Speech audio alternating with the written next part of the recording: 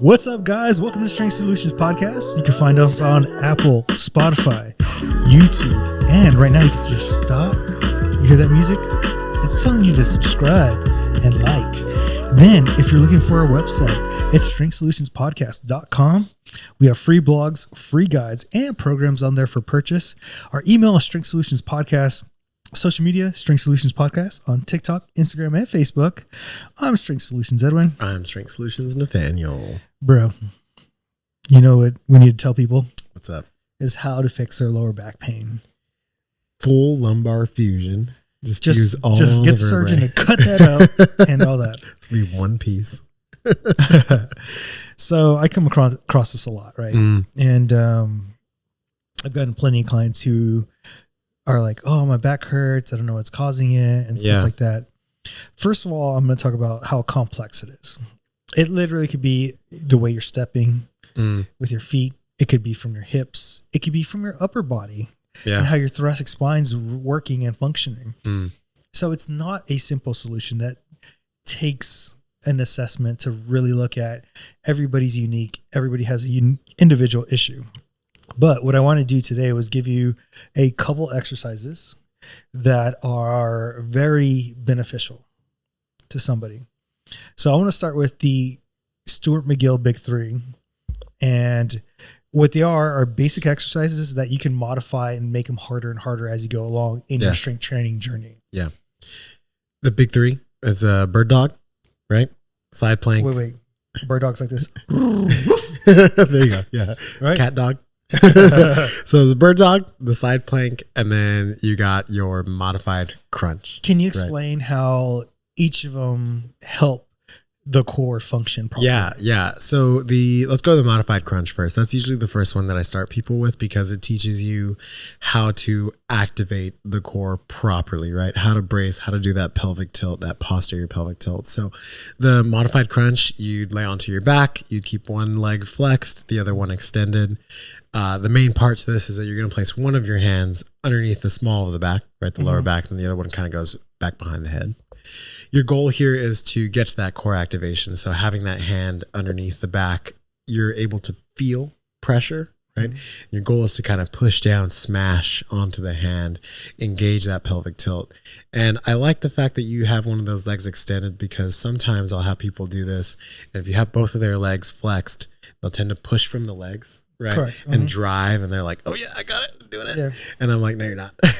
Try it with both legs fully extended, right? And then see if you can still posterior pelvic tilt. But you get that activation in, you feel what that feels like, and then you slightly curl forward, right? You raise up just a little bit, and you hold that position for about 10 seconds. Now that helps you get that full core activation through the entire length of the core, right? The lower abdomen and that upper abdomen, and having it all working at the same time. After that, I kind of will take people and move them on. So that side plank, right? It's going to work the obliques, the static positioning, right? The static positioning of the obliques. There's exercises that people say work the lateral side, like side bends, things like that, right? But I like side bends if your problem's through a movement and not a stability issue. Right? Yes. Yeah. The obliques work more better. More of a QL muscle kind of thing, right? Yeah, exactly, right. So can you tell people what the QL is? Because they may not quadrilateral, right? Yeah, but people don't know where it's at. So pretend you're looking at your spine, you're looking straight up. It literally looks like an L, like connected to the sides of your spine. It's responsible for a side flexion. That lateral flexion, right? So the obliques don't really work too much in that lateral flexion. They work more rotationally, right, and statically. And so holding that side plank is really good. Now, for the side plank, again, I think with a normal plank too, people tend to do them a little what I would call passively, where you're just sort of in the position, right? Correct. You're not really activating. So getting into that side plank position, posterior pelvic tilting, and then really trying to raise up. I tell people to try and make a rainbow with that bottom half, right? The part that's facing toward the ground. And so really like if the knee's on the ground, you're getting more of that glute activated. Right. So you're really pulling up into it and getting that full flexion through that side here and holding again, right? All of these are very static positionings, right? So now that I got the obliques working, my anterior abdomen is working, the bird dog is going to be the most dynamic one, right? So the bird dog, you get into a quadruped position, right? So hands and knees. Whoa. Yeah, hold on. Whoa. No science terms here. So hands and knees, right? And so you're down in You're that on all position fours there. like a dog. All You're fours going, like a dog. Yeah. Yeah.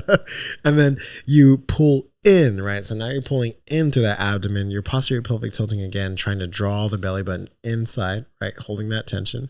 And then from there, doing the bird dog, just like the yoga pose, right? Where you're extending one arm through and one leg backwards, right? Moving through, trying to keep that stability. So the biggest thing I notice when people do bird dogs is they do it incorrectly. They don't know how to find their center. So it's always good to have somebody next to you be like, well, you're shifting to your left a little bit, or you're shifting to your right.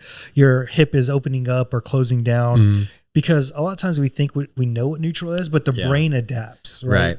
One of the main things that I see is people tend to, when they're extending through that, especially in the lower body, they won't use the glute to extend. They'll use their lower back, right? So they'll lift up. And you'll see like that U shape in the back, right? And your goal is to keep it more, what I say, tabletop. So one of the things that I like to do or to tell people if they don't have somebody around is if they have any sort of like post, right? Maybe if you have a broomstick, you can unscrew the broom part, place it on the lower back. Right. Make sure it's kind of level, right? Balance through, and then do your bird dog and realize how much harder it is trying to keep that stick stable on the back and not have it rolling around or falling off. Right. That's kind of the way that I have people cue themselves if they're not around someone, if I need them to kind of do homework. Right.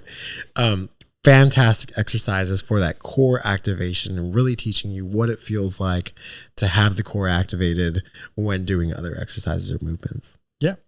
And then another important part of the glutes and like helping stabilizes or the spine is the glutes, right? So if you're having back pain, lower back pain, a lot of times it's because your glutes are just not strong enough. Yep. And so this is where it's important to learn how to do a glute bridge properly. Oh yeah. Learning how to do band walks properly. And when you're doing band walks, you want to do them on a line. So that way, you know, you're going straight, right? And you're keeping the core. You'll travel. Right. And so it's really important to get the glutes active. And we talked about this with Nick, right? Yeah. And what we say is that you got no ass. You got no ass, right? Yeah. So people tend to have just weak glutes. And so therefore your lumbar spine needs a little bit more strength. Right. I just had some lower back issues recently, and I went to one of our buddies for some help. And man, he put me through some hardcore core and glute shit, dude. Yeah. Like I was like sweating on the table. Good. I was like, God, deserves it. Take it up the butt. I do deserve it, man. Yeah. Take it up. And I was like asking him these questions, right? So it was like Jefferson curls, heel rocks, right? Some seated good mornings, stuff like that, and really forcing like that segmental flexion in the back, the core activation, getting my glutes working all together. Whew, man, let me tell you, dude, I was wrecked. I was good. I'm glad you were wrecked. I was like, it was funny. The next day I texted him and I was like, dude, I'm sore in my core, like inside, you know, like my TVA, activate TVA, you know? And I was like, this is something I definitely never felt before. And it was interesting to get to that level of core activation, you know, and that's like what I needed. And since then it felt a lot better. Yeah. So let's talk about the TVA, because transverse abdominis and it's literally a belt around the it's spine. like your body's corset. Right? So when you draw on your belly and like suck in, that's what you're feeling. It's the TVA. That's how the TVA contracts, right? It contracts inward, right? It pulls inward and holding that positioning. So, and that TVA is where you kind of want to get to in that activation, right? Feeling it like deep, right? On a level there. Now, that's maybe not everybody's goal, right? But you need to have some way to connect to the core. And so many of my clients, even if they're strong, you know, even if they're strong guys, girls, you know, who've done Pilates, like I get a lot of people who come in and they're like, oh, I do Pilates, I got it. And I'm like, all right, let's do it for real though. and getting into that core activation there is, I mean, if your core and glutes are not working, then you're setting yourself up for some lower back pain, you know? Yeah. And I want to talk about now another muscle, the psoas. Nobody ever talks about the psoas. Yeah. Muscle. And so a lot of times you got to release it. Yes. And strengthen it in the stretch position. When we're sitting down right now, it's contracted. So it goes through this front part. Short. Hands. It's in the lumbar spine that's working next, right into the hip flexors. And, you know, sometimes you got to loosen it up and you got to strengthen it in that stretch position. So imagine like your glutes squeezing and you can't squeeze your glutes because your psoas is not allowing it because it's staying contracted. It can't extend. So you got to strengthen your psoas in a extended position. So this is where I would do a certain hip flexor stretch. But when you do the stretch, you want to squeeze the glutes because you want to teach your glutes to activate as you're releasing the psoas. And there's different ways to do this. It's a simple way. Just get on your knee, on one knee's up, one knee's on the ground, squeeze the glutes, and then you can even turn a little bit to the left or to the right. And your psoas will loosen up over time. Very good. All right. So let's go into fun piece. Fun piece. Your boy Elon. What's he up to? Setting records. 4. He's going to be on track to be the first trillionaire. Man. Is that cool? I don't know, dude. It would never be feasible. That's insane, dude. That's so much money for one person. I sent you a post today about Jeff Bezos. Buying up houses. I think he bought up, I don't know, somewhere, I forgot how much money it's at. $500 million worth of houses. Dude. Single family homes that are meant for people who want to raise a family. You know what I feel like is going to happen? It's like if you have an Amazon subscription, you get like a lower rate on your rent at the house that you buy from Jeff Bezos. I mean, rent, not buy. You get free Prime at that location, right? They're gonna like do shit like this, I feel like, and it's gonna incentivize people to buy homes that are owned by Amazon. You know, I don't know, man. There's like ultra wealthy. I don't think you're gonna buy it. I think you're gonna rent from them. Yeah. And you'll never own it. I think the saying is they're saying that a lot of these wealthy people are like, you're never going to own anything. You're going to rent everything. I feel like that's the way it's headed. So I was talking to one of my clients today, just talking about like the subscription service type idea. And so we were talking on Monday and he was like, yeah, I've been really want to get like my finances in order. I know I need to sit down and kind of look at all the subscriptions I have. Cause there's some stuff that I just like, you forget about, you subscribe to this thing and you don't even know that it's pulling out, you're dripping money out, it's like, it's bleeding, And he was like, so I heard about this app called Rocket Money. Have you heard about this app? It's like like a financial planning app thing. But one of the things that Rocket is supposed to do is that it's supposed to go through your subscriptions and pull them from your bank statement and show you how many you have when they're taking out the money so that you can kind of be a little bit more on it. Bro, he was like, to get that service from Rocket Money, you have to do a subscription. And I was like, you're fucking kidding me, dude. A subscription service to stop your subscription services? I was like, dude, it's like becoming like Inception. You know what I mean? It's just like a subscription within a subscription. Within another subscription. Yeah, dude. And I was like, dude, that's the thing, man. You can't even buy software for your computer anymore. You used to be able to buy like Adobe, you know what I mean? And just have it forever. But now it's a subscription, bro. Because they make more money. Because they make more money that way. It's so much easier for you to never own anything, you know? And it's just like, that's the way things are going, man. It's weird. It's scary. Next don't to even cars, own my own body. Like, yeah, dude. Yeah. You're going to have the fucking Neuralink chip in their head, I'm trying to go right. Yeah. It's actually Elon wants you to go left today. So you're going left. So the Financial Times wrote an article. Women are overtaking men in employment and financials. Yeah. So the big problem, right, comes down to the dating world, right? A lot of women won't date, quote unquote, down, right? Mm-hmm. And so we got to admit there's a men's problem right now, right? I think this is the first time maybe in history. Yeah. And so it's hard for people to admit, right, that maybe men need to be educated differently. Men need help. Men need mental health help. And it's just wild to me to see such a big place, right? And it's like every country. If you look at the UK, you look at Canada, Australia, Spain, women are taking over our jobs. Now that's great for them, right? Sure. Opportunity, do what you want. But even when we looked at statistics and we follow the 10 men and men are just falling behind on everything. So we got to figure out what is going on. What are some things that you think is going on? And I think it's also time to like sort of admit that in certain ways, especially like in education, right? It's set up better to educate women, right? It's set up in a way that they will learn better. We've talked about this before too, like a lot of teachers are women, right? A lot of faculty are women. And it's just like, it builds this area where, we talked about unconscious biases and studies. Yeah. Like where like young boys just can't thrive. The other day we were talking about,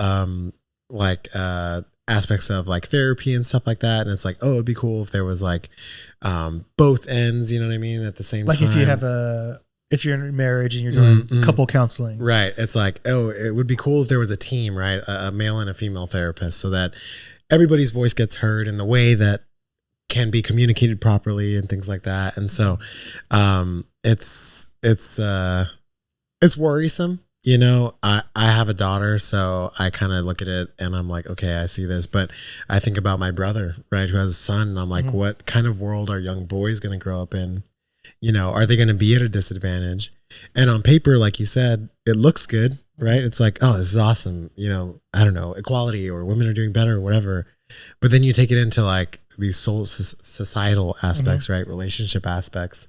And we've talked about this too, where women kind of date more pragmatically, right? Based on wealth and status and things that people can provide. But it's like, well, if they can provide everything for themselves, then where does that leave men? You know? Yeah. And at the end of the day, I think we are seeing a move back to traditional movement, right? Yeah, I do see that though. It's not our generation, it's more the Gen Zers. And which is weird, right? Trad wife, right? Yeah. But I have both, and I can see these biases. So when people tell me like, oh, that's not true, women are still struggling, like, I don't think people realize we live in a different time. Like everything is pretty much equal. Yeah. And I'll give you a perfect example of like a bias or the way we're treated. Yesterday I was watching Monday Night Football. The Bills and Jaguars were playing. Okay. And there was a woman who had a sign. I'm married to my husband, but I would leave him for you, Josh Allen. Something like that, certain extent, right? God, or like, I still want to be with you or whatever. If a man did that in public, how ridiculed would he be, right? And we really got to think these things through of like how we do have these biases just naturally, it's either like societally, we've unconscious, normalized it. And there's times I have to catch myself. Yeah, right? Because I sent you something the other day that was like, or actually today, sorry. It said, a lot of free time, guys. yeah. It said, if a guy tells his boys that he can't go out because his girlfriend said no, everybody goes, oh, okay. Yeah, we get it, whatever. But if a girl were to tell her girlfriends, hey, I can't go out because my boyfriend doesn't want me to, now it's a problem, right? People are like, are you okay? Is he abusive? Is he not letting you do what you want? And it's like, okay, it's literally the exact same situation. But in one situation, we have this sort of expectation, right? That one of them is wrong and one of them is expected. Yeah. And it's just, it's weird how you like normalize those things, you know? Yeah, dude. And let's talk about stuff we actually know. That stuff is we're just dumb. It's opinions. All right. So we end up talking to Nick the other day, and it's really interesting because I want to bring this topic up. We talked about what good training looks like. Okay. And good training is a stimulus, response, and a goal. Oh, yeah. Oh, man. And we talk about it all the time here. And it's really good when you hear high-end athletes or high-end trainers talk about the same concept, but yet we have influencers and people I even know who are glorifying failure and going to the pain. Yeah. Yeah. And these guys are highly successful, build a lot of muscle, and yet they're doing it in a way that is safer and less injury prone in the long run. And more efficient, right? More efficient, you get better results from doing stuff like that. It's crazy talking to both Nick and Austin, right? Both super high level athletes, guys who know their stuff, trainers, you know, have clients under them as well. And hearing them say similar things, the exact same things, right, that we say often to clients, number one, makes me confident, but also lets me know that that's the truth, right? This is the way to do it. If Michael Jordan came on the podcast and said the same stuff we said, who's going to sit there and say, oh, but he's wrong? You know what I mean? It's like, you're for real? You're going to go against this guy? It's sad because the Mountain has even said this. I've heard him say like, you don't want to fail in training. Oh yeah, we talked about that with Nick, right? You don't want to fail in training. And we talk about people all the time. Like, you don't really want to fail. You don't want to fail. Because at that moment, and it's funny too, maybe it's like the strength training aspect where we kind of like reside a little bit more in. But even in the bodybuilding space, there's a time to fail, right? Right. And it's on. Yeah. But there's also a time to push your body. There's a time to pull back. And it's about knowing the process at the end of the day. And even when I mentioned really good bodybuilders, they want you to train as close as you can to failure. They don't want you to get to failure because that's going to set you back the next time because you're too sore. Because now you can't output as much. Now you've overtrained, right? So now you're actually getting less out of your workouts as you move forward. It's like a fine game, right? Yeah, yeah. I mean, like you're towing a line, really. You know, especially at that high level. Or if you're older, right? We talked about training older clients, and he was talking about how that like fatigue management, right? How it's so much more narrow, right? And the moment you kind of step over that line, it's stepping over the line is not so much as stepping over the line, but stepping over like the river. You know what I mean? Well, it's a fine line there, but once you get into it, boom, now I'm treading water. Now I'm trying to get out, and I have so much more to work against, you know? And so as you get older and as you age, that fatigue management and treading that line is so much more important. So, I mean, he's probably gonna listen to this and know exactly what I'm talking about, but we had that one client that called me that one time, remember? And we were on the phone the first time I met him, and he was like, I'm ready to go 5 days a week. Oh yeah. And I was like, hold on, dude, let's slow down a little bit. Right. And now he understands. Right. But even at older ages, people are still trying to push that much, you know, because I feel like that's just the prevailing, you know, conversation that happens is kill yourself, you know, do as much as possible until you feel like shit. And then now you had a good workout. Dude, I have a buddy who glorifies being hurt. Oh man, that's crazy. Oh, dude. But he's strong. Well, are you strong? Are you really? Like, or even then, it's like, how long are you going to be strong? Yeah. Right. Let's ask you that question. You know, yeah, right now you're young. Yeah. Yeah. How much longer do you truly have? You know, Yeah. and I think that's kind of what got into my head recently too. Like, I'm not old, right? I'm not going to pretend like I am, but I'm also Bro, you're not even 30 yet. Yeah, but I'm not going to pretend like I'm super young either. Right. And so I'm like, oh, I start feeling my back more. I should probably fix this. I should probably pay attention more. I should probably pay attention more to my mobility and just managing all of that. Yeah, and this leads me to a video that I sent you, and it was from Real Game Athletics. I really love his stuff because he does unique things for athletes. But he took a Cossack squat, and he did it where their guy's holding a barbell, like in a landmine. This is more for strength. Yes. Then he did one where he's doing, I'm jumping on one leg. This is for impact. Then he does one where he's holding something overhead. This is for coordination. And it shows you could do the same movement and have different outcomes because of the goal that you have based off it. That's I don't know really if you ever good. saw it. You don't click on my stuff. So I actually have you muted. I knew it. Yeah, no. Knew it. That makes so much sense though, because it's like you can take a barbell squat, right? I can load that bar super hardcore, right? And get a lot of strength out of it, right? I can do an overhead barbell squat. Essentially the same movement, right? I'm still squatting, but now I'm really working on my mobility, right? Same movement, same kind of concepts, but getting a different result out of each one of them. A barbell squat with a lighter weight, slow tempo, and explosive. Yeah. Working on an exploding. Now I'm working on power, right? And so it's really, and I think that the issue comes when you go to, you know, and I think I could say this. So like when I was at Camp Gladiator, right? When I was trying to be a trainer there, they make you go through like a certain you do a bunch of classes, right? They're selling you, right, on whatever they're doing. And I remember I think I got in during like I don't know, endurance month or whatever, right? And so the next month was like strength month. And I was like, oh, badass, I'm ready to lift heavy. And I was like, but all these classes are outside. How am I gonna lift heavy? Like, what are we gonna do, you know? And the problem is that when I'm like, okay, this is strength class, but I'm doing burpees or hopping on one leg or and I'm like, I think that's where people get confused, right? Because most people are going to attend things like that, right? Let's be real. Most people, I feel like 75%, Orange Theory, 75% of the population of people who work out, because it has weights, it's strength. Yes, that's not strength training. Or I'm really training strength because I'm doing a box jump right now. And it's like, no, you know what I mean? It's just, it's you're doing more than 5. You're probably doing endurance. Yeah. If you're doing more than like 3, really, you know what I mean? Then we're not training for strength anymore. We've moved on, you know? And so I don't know. I think it just gets confusing. I just don't think people understand there's so many different stimulus responses and goals that you can have within the same movement, within the same concept. I mean, we could do a full body routine that is all endurance. We could do a full body routine that's all strength. We could do a full body routine based for improving power. And I can do all of those, probably doing the same exercises for each one. Correct. Right. But changing the intent, changing the rep range, changing the volume, changing the rest periods. You know, I could take the same fucking program and do 8 different types of goals with it. Yeah, dude. And did you see the video I sent you about like Patrick Mahomes and this trainer guy talking? Who the fuck is Patrick Mahomes, bro? You gotta be kidding me, man. He talks like this. Is he Kermit the Frog? Hey guys. Who does he play for? Are you serious? Yeah. Kansas City Chiefs. Okay. Come on, the Swifties. Oh, but that's not him. That's not the That's guy. Travis Kelce.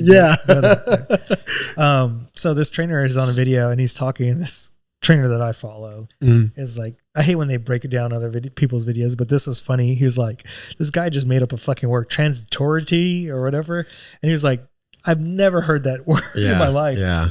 And it shows how easy it is to influence and trick people by just sounding fancy. And I think a lot of times when we listen to trainers talk, we want to hear that scientific word. Yeah. When it should be something that you want to hear that's simple. Yeah. And how can I do it for myself? I mean, even when I talk to clients, I literally try and not sound.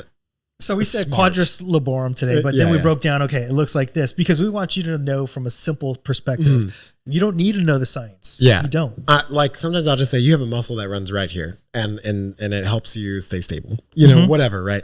Because me going above and beyond and being all like, well, actually, you know, like they don't give a shit, you know. Actually, Nathaniel, you're wrong. Yeah. Which people could break down our videos and be like, well, actually the glute bridge is not pretty good. I would rather do this exercise. Yeah. And I'd be like, you know what? In most situations, I would do the glute bridge, but maybe in this situation where someone's not connected to their glute, that's where I would use it, right? Yeah, exactly. And so it's just, again, it's all intent. It's all the stimulus. It's all the response, right? All of those things are super important. I love that. I think I said it when we were talking to him, but like, we need that shit on a shirt, bro. Stimulus, response. Yeah, like a little arrow thing, you know, like a little flow chart type design. I don't know. Yeah, let's make it. Get that stimmy. Yeah, that stimmy. And arousal. Remember? Yeah. So, you know, I've talked to a couple people recently and they're talking about Ozempic and that it causes hair loss because they have friends that are losing hair. What the fuck? And stuff like that. It does not cause hair loss. Yeah. You know what causes hair loss? Not getting enough nutrients. Yeah. Because I could take a woman who's going to a physique show and her coach is not a very good coach and starve her to death, have her do a bunch of cardio, have a bunch of like days she's lifting, like overworking her, and she'll lose hair. Yeah. When you don't get calories and you don't get nutrients, your skin, your nails, all those things suffer. Your body's going to suffer, you know? I heard, I think it was today or earlier this week or something like that. The CEO, that doesn't count. The CEO of can't be today. We can't talk about it. The CEO of Novo Nordisk or whatever was on Capitol Hill, like getting grilled to hell because of how expensive Ozempic has become. But I was like, you know what, man? I don't know. I feel like all that stuff is just like. But at the end of the day, you have to learn habits, right? At the end of the day, I listen to a lot of doctors who are very good, and they're like, it's a tool. It'll help you. And certain people have better adrenaline, GLP-1 receptors than other people. You know, there's a client that I had previously, and I really think they can benefit by it because their hunger signal is like always going. Wow. Always, all the time. So they may have like a hormonal imbalance, right? Yeah. And I think it'd be a benefit to them. Yeah. And maybe it helps with a little bit insulin sensitivity, but you still have to develop the habits at the end of the day. Yeah. All the muscle loss that you're losing is like if you wouldn't eat in the first place and not work out. Right? If you would just work out and still change your habits, it's a tool to help deal with the psychological piece of eating. I think that's what people don't realize. There you go. Before we go into studies, I want to tell you something funny. Tell me. Did you see that kid? There's a photo Keep where going. there's a Peppa Pigs on a little roaster, and the kid's going like this over a fire with Peppa Pig. I wonder what Peppa Pig would taste like. I love sausage. You're drooling, bro. Yeah. It's the 10-inch or the 12-inch. Oh, dude, Nick was funny, dude. Yeah. Oh. I gotta check that one out, man. All right, let's go into first study. Did y'all know y'all need to swipe up for health apps to deliver real results? What? What a study done. There are digital tools that can help download in a few seconds, but despite their literal size, health and fitness apps pack a real punch, buddy, when it comes to getting real results. So in this study, they talked about different things electronically, different apps that you can take, People who did them typically did 1,329 more steps a day. Wow. Logged in 55 minutes more moderate to vigorous exercise. 45 minutes more overall physical activity. 7 hours of less sedentary behavior. 103 fewer calories consumed per day. Wow. 20% more fruits and vegetables consumed a day. 5.5 grams less of saturated fat consumed a day. 1.9 kilograms of weight loss over 12 weeks. Hey. Improved quality of sleep and less severe insomnia. We did a research article a while back where they had people try and lose weight using an app. And I remember that they said that even people who used the app like 5% of the time to count their calories still on average lost like 5 more pounds than the people that didn't use it at all. I think people just need to be like incentivized sometimes. There needs to be some sort of visual representation of what you're doing. I really don't think it's the incentivized. I think it's more the lack of awareness. It gives you an awareness that of what you're really doing. Yeah. And I'm not going to lie. I use my watch. I try to hit my goal to hit every time. And it does help. I'm not going to lie. But also, you got to create a behavior at the end of the day. Like sometimes I'm not even thinking about my watch. It's just, it's a byproduct. It's more about the behavior and the awareness of it than anything else. I think that's why it's important. Like when I have clients track food and stuff like that, I'm like, just take pictures, right? And it's funny because once you stop and have that second of like just realizing what you're doing, you know, if you're taking a picture of all the food you're eating all the time, you're going to be like, God damn, I took 12 pictures a day of all the food I ate. And it, like you said, it kind of brings you to that realization moment. I think you're right. I think that's the real engine behind that. Aware, right? Yeah, you just become aware. It's like when I've had a client who literally like was watching TV while eating. Oh yeah, dude, that's one of my favorite stories you told me about the Grey's Anatomy of that one. Yeah, I love that story. It's so good. It's so good. Yeah, it's just all of a sudden you're like, oh shit, I'm doing this. It's like I gotta stop doing that. No, okay. Study number 2 reveals the best type of exercise for type 1 diabetes patients. Did you know what it was? Let me guess. CrossFit. So in this study, they do go into 2 exercises that are very similar, and this is why I don't like the title of the this. But they did HIIT and steady state cardio. Okay. And for males and females, both of them worked really well for type 1 diabetics. So they had them HIIT, like versus. Yeah. Okay. HIIT did well for both. Okay. Steady state did okay for women, but not so much for men. Oh wow. Yeah. So at the end of the day, they're both cardio at the end of the day. So you can't really say that's the best form of exercise. I wonder what strength training would be like. I wonder what different athlete levels, it didn't really go into detail. And so when we're breaking down studies, you got to think about all these other avenues, right? I wish they would have just named it what's better, HIIT or steady state cardio for type 1 diabetes. Yeah. Because if you're going to say what's the best exercise, like the list would go on forever. And that's another thing. That's another thing where I'm like, it's confusing, because then people are like, oh, the only exercise for type 1 diabetes is cardio, right? That's just what I should do, right? I should just do cardio, HIIT, intense stuff. I'll just go join Orange Theory. When it's like, if you have type 1 diabetes, the best thing is probably to build muscle, right? Like increase your insulin sensitivity, have better places to store and use glucose. Like, I don't know. Well, they don't produce insulin. So. Yeah. Yeah. I mean, this is why you got to be careful when you read titles and studies, actually looking into them. That's what's going to make the difference. Yeah. All right. So before we go into our fitness questions, you can follow us on Apple and Spotify. You can rate and review us. Leave a review on YouTube. Subscribe. Smash that like button right now. Oh, yeah. Also, our website is strengthsolutionspodcast.com. We have free blogs, free guides, and programs for purchase. Then our email is strengthsolutionspodcast.com or at gmail.com. You can leave us future fitness questions. Strength Solutions Podcast on Facebook, TikTok, and Instagram. And I'm Strength Solutions Edwin. I'm Strength Solutions Nathaniel. Right, our first fitness question. What can help with shoulder pain during the bench? It hurts the front side of my shoulder when I bench. Okay, anteriorly. So it might not be your shoulder at all. It might be your biceps. So if you can stretch your bicep by putting your hand down and going over, and then all of a sudden you feel like it goes away, it's probably the long head of the bicep. Could be something simple like that. Could be your rotator cuffs. You're not able to bring down the trap and squeeze the scapula down and squeeze your back. So therefore you're more anteriorly driven, and then it puts all that pressure on the front of the shoulder.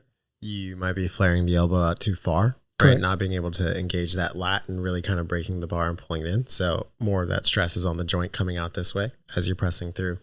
There's a lot, man, that goes into that and shoulder pain. Number one, I would probably, if, without being able to see this person, I would just say, work on your form, probably drop the weights down a little bit. I'm assuming that probably... Do dumbbell work so you can isolate each side? Yeah. Really focus on that. Maybe using like a Sven press to make sure that you're really activating through the chest, right? Keeping the shoulders back as you're moving through and making sure that you're getting that chest activation and you're not feeling it in the shoulder. Mm-hmm. I bet at least some of those things would relieve 50% of the pain, especially I think it's interesting to say during the bench press. So that kind of tells me that you're not feeling it throughout anything else. If you're feeling it when you're doing the bench press, that kind of tells me it's like an activation issue. Mm-hmm. Something is wrong, right? During that movement, not so much that you have an actual like mechanical issue going on. Or structural issue. Yeah. Yeah. All right. Question number 2. What is something that an excellent athlete does that the average person should do as well?